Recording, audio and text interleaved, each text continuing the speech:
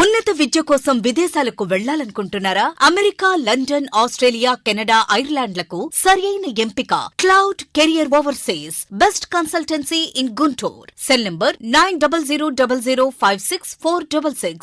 Sir, supreme తీర్పుపై కేంద్రం విమర్శలు, గవర్నర్కే సర్వాధికారం. చాలా కీలకమైన ఇప్పుడు ఆ మధ్య సుప్రీంకోర్టు గవర్నరు 3 నెలల లోపల శాసనసభ ఆమోదించిన బిల్లు మీద అభిప్రాయం చెప్పాలి, ఆమోదించాలి లేకపోతే వెనకన్నా పంపించాలి అని చెప్పింది. అలాగే రాష్ట్రపతి కూడా 3 నెలల లోపల ఇది చెయ్యాలి అన్నారు.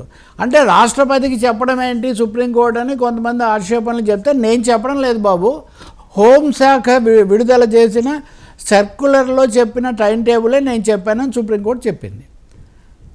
దీని మీద రాష్ట్రపతి ఏం చేశారు, వాళ్ళు అట్లా డొంక తిరుగుడుగా రాష్ట్రపతి ప్రస్తావన చేశారు సుప్రీంకోర్టు దగ్గర.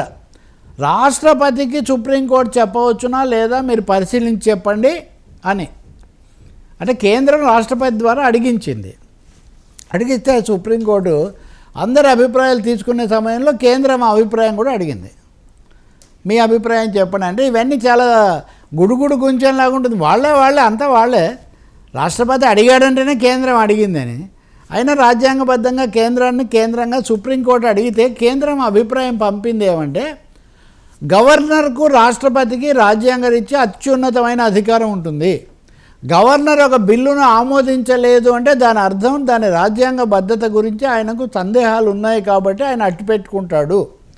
దానికి గడువు విధించే అవకాశం సుప్రీంకోర్టుకు లేదు.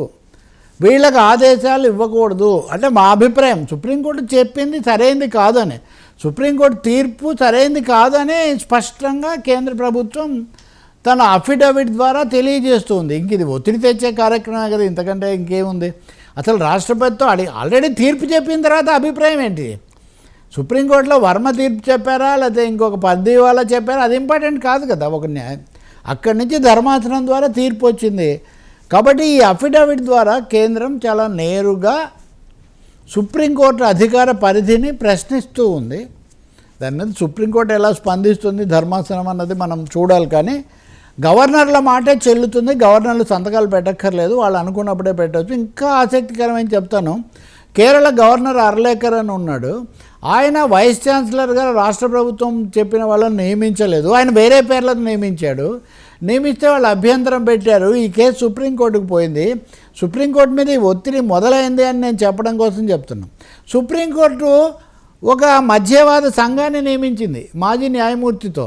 ఇప్పుడంట రాష్ట్ర ప్రభుత్వం పంపిన 2, గవర్నర్ చెప్పిన 2, ఈ 4 పేర్లు పెట్టుకొని ఈ మధ్యవర్తి వైస్ ఛాన్సలర్ని ఎంపిక చేస్తాడట.